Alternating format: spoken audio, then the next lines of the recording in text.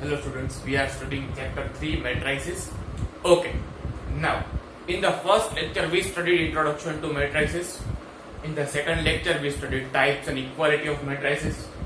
In third lecture we studied how to add, subtract and scalar multiplication of matrices. Now in this lecture, fourth lecture, we will study matrix multiplication. Okay, now after watching these two lectures, you can solve exercise 3.1. देखो मैंने सब concept समझाए 3.1 के और कुछ sums भी किए, तो उसके बेसिस पर on that basis you can solve exercise 3.1 and example 1 to 5, and you can let me know if you have any doubt by message or by WhatsApp. Okay, now in third lecture and fourth lecture, after watching that you can solve exercise 3.2 and example 6 to 19. Okay, after watching this fourth lecture, today's lecture, you will be able to solve exercise 3.2 and exercise example 6 to 19 of NCERT. Okay, so we have studied addition in the last lecture, also subtraction in the last lecture. Now addition करने के लिए condition क्या थी?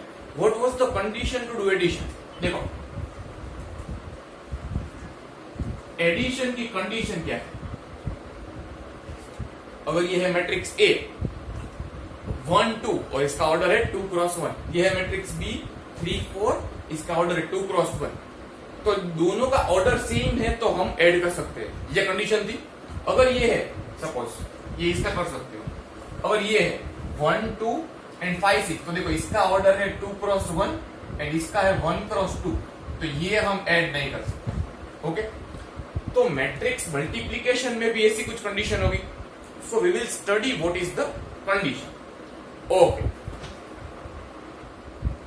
तो multiplication के लिए अगर एक मैट्रिक्स है ए जिसका ऑर्डर है m क्रॉस n और दूसरा मैट्रिक्स है b जिसका ऑर्डर है p क्रॉस q, तो कब हम उस मैट्रिक्स को मल्टीप्लाई कर सकते हैं? नाउ द कंडीशन इज ये n और p दोनों सेम होने चाहिए. n क्या है? ये a के column, so number of column in first matrix should be equal to number of rows in second matrix. क्योंकि P क्या है? सेकंड मैट्रिक्स की रो.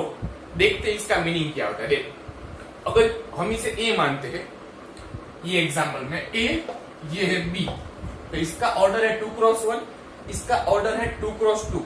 देखो तो यहां पे n हमारा है 1 और p है 2, तो ये दोनों सेम नहीं है, तो we can not multiply this to.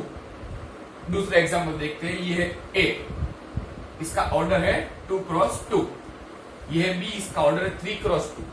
तो देखो a m क्रॉस n, तो इसमें n है ये, b p क्रॉस q, इसमें p है ये. तो देखो p और q दोनों सेम नहीं है, तो हम सॉरी n और p दोनों सेम नहीं है, तो इसको हम ऐड नहीं कर सकते. अब देखो इसमें a और b, यहां है 3, यहां है 3, दोनों सेम है, सॉरी इसको हम मल्टीप्लाई नहीं कर सकते. यहां पे भी 3 3 है. See now n equal to p, so we can multiply it. अब क्वेश्चन ये आता है कि मल्टीप्लाई करने के बाद जो ए बी मैट्रिक्स होगा उसका ऑर्डर क्या होगा? ए बी मैट्रिक्स का ऑर्डर होगा, देखो एडिशन में हमने ऐड किया तो रिजल्टेंट ऑर्डर क्या आया? जो इन दोनों का था वो. सो इसमें भी कुछ ऑर्डर आएगा, तो इसका ऑर्डर होगा m क्रॉस q. वो कैसे पता लगेगा? n और p, if you remove we will get m cross q. Okay, so A B का ऑर्डर होगा m क्रॉस q. ये मैंने आपको समझाया कि कब मैट्रिक्स मल्टीप्लाई होगा, और अगर मैट्रिक्स मल्टीप्लाई होगा तो उसका रिजल्टेंट ऑर्डर क्या होगा. ठीक है, ओके, तो ये दोनों मल्टीप्लाई कर सकते हैं, so we will multiply this two. Okay, देखो मैट्रिक्स मल्टीप्लिकेशन करने से पहले मैं आपको बताना चाहता हूं कि मैट्रिक्स मल्टीप्लीकेशन में ए बी और बी ए दोनों सेम नहीं होता। मतलब कि अगर आप ए को मल्टीप्लाई बी के साथ करें और उसके बाद बी को ए के साथ, तो दोनों का आंसर सेम नहीं आएगा। We will explain, we will understand this. कैसे? देख, ये ए है, 2 रो 1 कॉलम, ये बी है 1 रो 3 कॉलम। देखो इसमें ये दोनों सेम आ गए, सो ये भी पॉसिबल है। लेकिन बी ए, इसमें 3, इसमें 2, तो ये दोनों तो सेम ही नहीं है, तो ये तो पॉसिबल ही नहीं है। तो इसका मतलब इसमें बी ए पॉसिबल ही नहीं है, तो ऑब्वियसली ए भी पॉसिबल है और बी ए तो पॉसिबल ही नहीं है। इसका मतलब ए बी और बी ए दोनों सेम नहीं होते, both are different. Okay, now we will understand one example of matrix multiplication. देखो, 2 मैट्रिक्स है, हमें उसको मल्टीप्लाई करना है। दोनों मैट्रिक्स का ऑर्डर हम देखते हैं। First matrix we have 3 rows 3 columns, so order will be 3 cross 3. Here also order will be 3 cross 3. Now here these 3 and these 3 are matching. Therefore, we can multiply these two. Now, what will be the resultant order? Resultant order will be this 3 and 3. Okay. So, let us say this is AB. इसे हम A consider करेंगे, इसे B. तो ये AB हो गया। AB का order होगा 3 क्रॉस 3. ये हो गया 3 क्रॉस 3. Let us say ये है 3 क्रॉस 3. Okay. ये 3 क्रॉस 3 कैसे आया? क्योंकि अगर ये है m क्रॉस n और ये है p क्रॉस q, तो रिजल्टेंट ऑर्डर आता है m क्रॉस q, सो 3 क्रॉस 3. अभी देखो, ये है a11, ये a12, a13, a21, likewise all. ये हमने फर्स्ट लेक्चर में जनरल रिप्रेजेंटेशन में पढ़ा था। ठीक है, देखते हैं इसकी वैल्यू क्या होगी। ओके, इसके लिए हमें कुछ स्टेप्स परफॉर्म करने पड़ेंगे। Okay, will do that. So matrix multiplication हम किस तरह से करेंगे, उसके स्टेप्स मैंने यहां लिखे हैं। देखो, फर्स्ट स्टेप मैंने लिखा है सिलेक्ट रो एंड कॉलम। इसका मतलब क्या होता है? देखो, ये A11 है, तो इसका मतलब फर्स्ट रो यहां से सिलेक्ट करो और फर्स्ट कॉलम यहां से हो गई, रो और column select. Multiply corresponding elements, इसका मतलब ये रो और ये कॉलम, इसमें से कॉरस्पॉन्डिंग एलिमेंट मल्टीप्लाई करो। तो कॉरस्पॉन्डिंग एलिमेंट्स कौन से है? 2 and 1. देखो, ये 2 and 1. After that 0 and 3. After that 4 and 3. So here are 4 and 3. अभी एड देम, तो ये मैंने ऐड कर दिया। ओके, सिंप्लीफाई, इसको सिंप्लीफाई करेंगे। Repeat for all.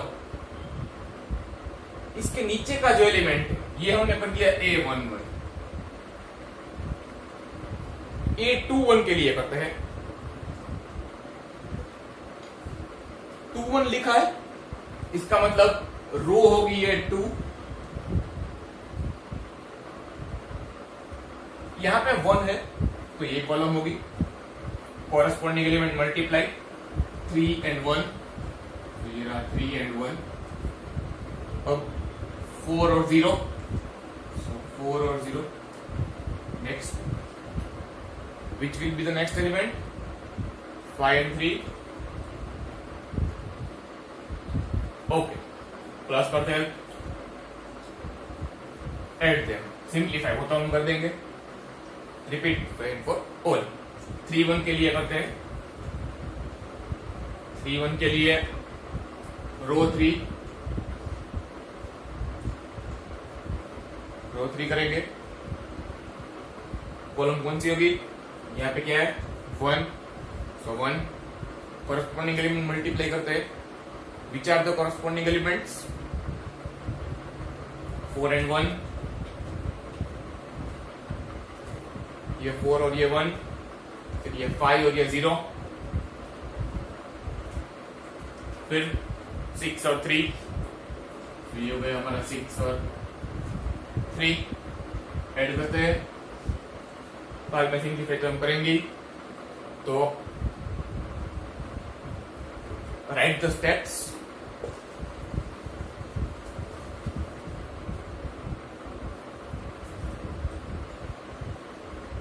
One two के लिए करते हैं। 1 2 क्या सजेस्ट करता है? रो कौन सी लेनी है? 1। कॉलम कौन सी लेनी है? 2।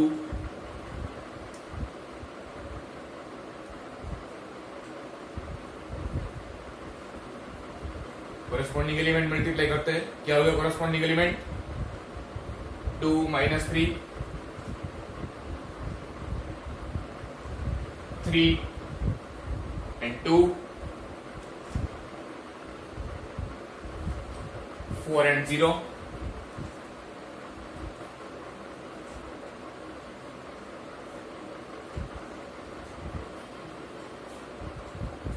नेक्स्ट 2 2 के लिए करते हैं।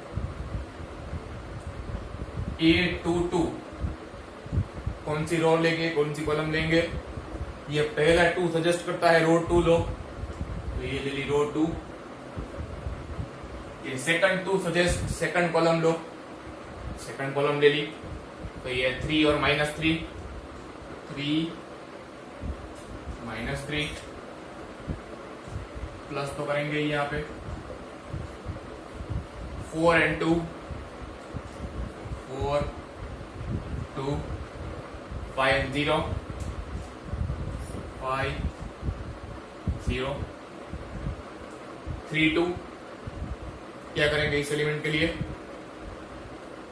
कौन सी रो लेंगे, कौन सी कॉलम लेंगे? रो लेंगे थर्ड, कॉलम लेंगे सेकंड। ये जो 3 है ये कहता है थर्ड रो लो, दिस 2 से second column low. So 4 -3 corresponding element, 4 and -3, बाद में क्या आएगा? 5 और 2 आएगा। After that 6 and 0, add them same way इस कॉलम के लिए। What A13 indicate? Which will be the row? First row,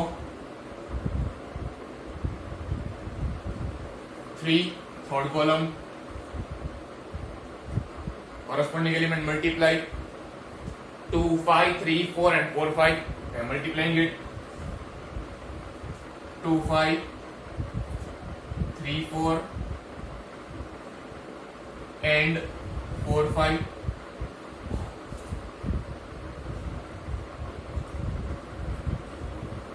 2 3 क्या सजेस्ट करती है? देखो फर्स्ट 2 सजेस्ट सेकंड रो, ये 3 सजेस्ट थर्ड कॉलम, सो 3 5 4 4 और आगे 5 5।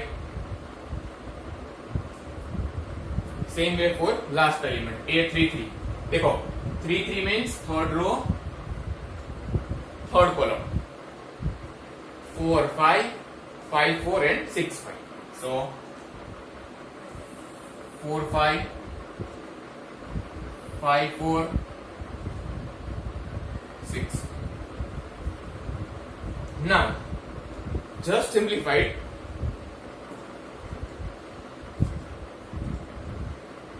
and you will get the answer. Here 2 plus 12 14, here 3 plus 15 18, here 4 plus 18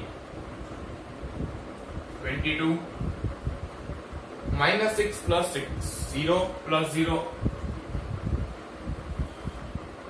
minus 1 So you can simplify and get the answer. Minus 12 plus 10. Minus 2. 10, 12 and 20. So 10 plus 20 is 30 and 12, 42. Here 15, 25, 16. 15 and 25, 40. 40 plus 16. 56. Here 20, 20, 40 and 30. 70. So ये आ गया हमारा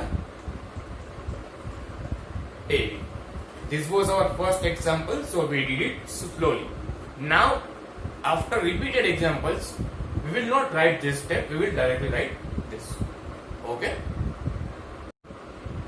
We will solve one another example, which is of matrix multiplication. In that, there will be two matrices. We will multiply that two. This is first matrix, this is second matrix. Now, what is the order of this matrix? How many rows, how many columns? 2 rows, 3 columns.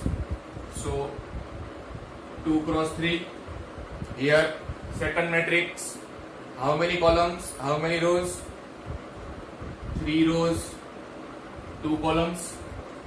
Therefore 3 cross 2. Now these 3 and these 3 are matching.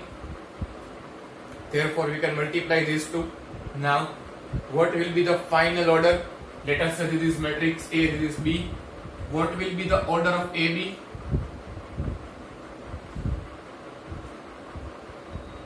Two cross two. So 2 cross 2. General representation of 2 cross 2 matrix. I am writing this A11, A12, A21 and A22. Now let us say AB. What will be the next step? We have to find these values of 4 elements inside it. Now A11. 11 means first row, first column. So first row, first column. First row and first column. Corresponding element is K. Remember the steps. Take out the steps and see. First row, first column. Corresponding elements 3, 6, 3, 2, 1 minus 1, 1 minus 1 and 3, 3. So here 3, 3. Add them. Next 1, 2. What does this 1, 2 suggest? One row, column second. So second column.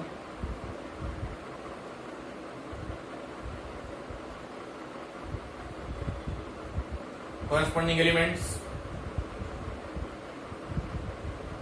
3 minus 3, minus 1, 0 and 3, 1. Add them. Next to 1, row 2, column 1. This is your row 2, this is column 1. Corresponding element minus 1, 2, 0, 1, 2, 3,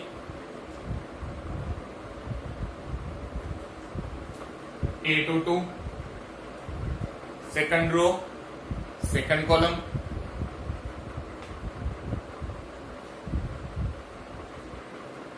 Corresponding elements are minus 1, minus 3, minus 1, minus 3, 0, 0, 2, 1.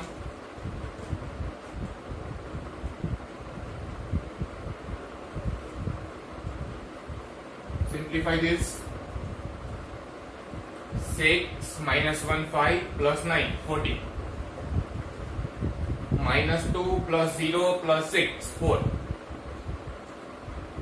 3 and 2 5 -9 and 3 minus. So this is your AB. Okay. Okay, now after studying matrix multiplication, we will study properties associated with it. Properties of matrix multiplication. Basically, commutative law, associative law, distributive law, and multiplicative identity.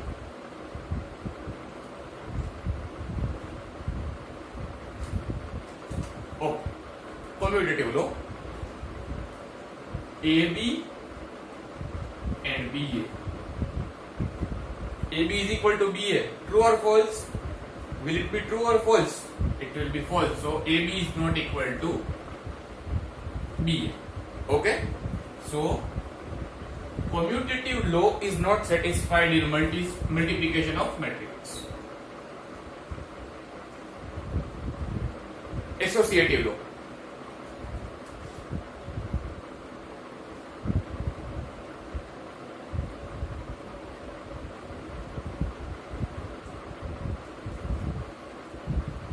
क्या मतलब है इसका? देखो, A B C तीनों को multiply करना है. Left side में पहले बी और सी को मल्टीप्लाई कर रहे हैं, उसके बाद उसको ए के साथ मल्टीप्लाई कर रहे हैं. राइट साइड में पहले ए और बी को मल्टीप्लाई कर रहे हैं, उसके बाद उसको सी के साथ. दोनों केस में फाइनल आंसर सेम ही आएगा, इसलिए यहां इक्वल टू लिखा है.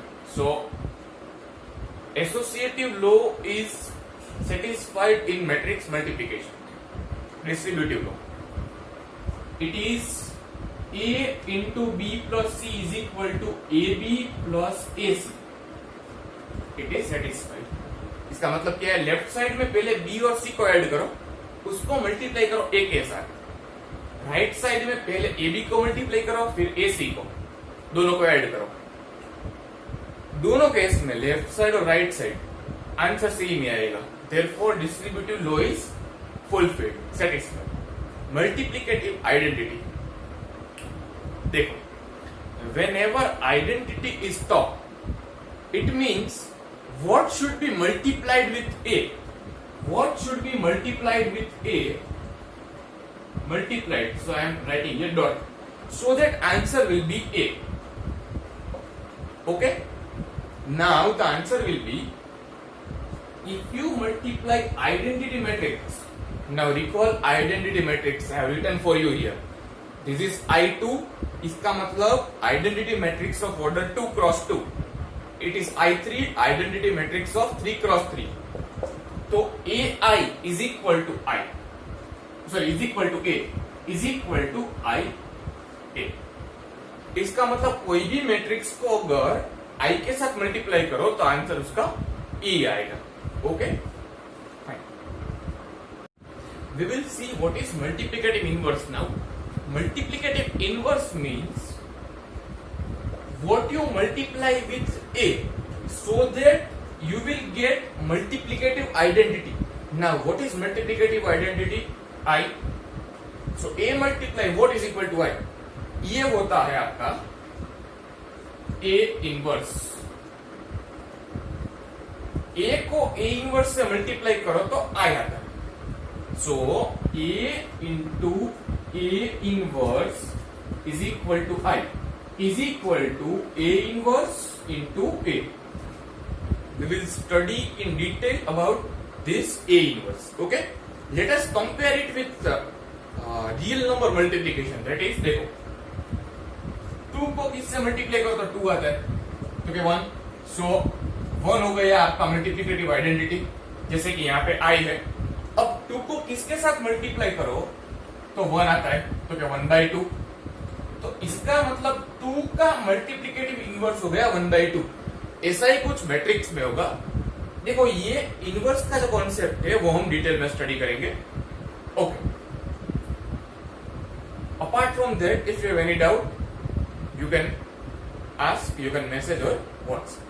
Next time we will study another concepts. देखो, after watching 4 lectures, you can solve exercise 3.1, exercise 3.2 and examples 1 to 19. Okay, in solving that, if you find any doubt or in any concept if you find out, you can message, ask or WhatsApp me. Now in next lecture we will study transpose of matrix, symmetric matrix, skew symmetric matrix. Okay, fine.